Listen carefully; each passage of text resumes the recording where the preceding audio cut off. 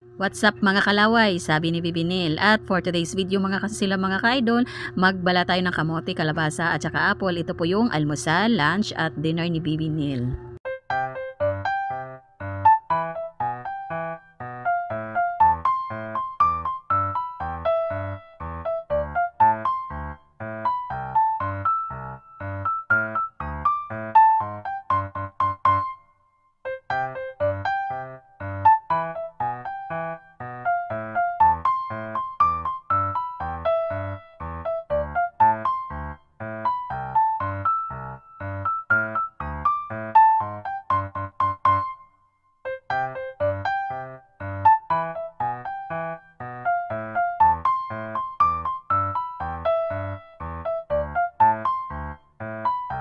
At sa lahat po ng mga followers, viewers, friends, maraming salamat po sa laging pagsubaybay ng aming mga video. Maraming salamat po sa inyong lahat sa walang sawang nanonood. Maraming salamat. Bye-bye. At luto na po ang pagkain ni Bibinil at kakain na po. Maraming salamat.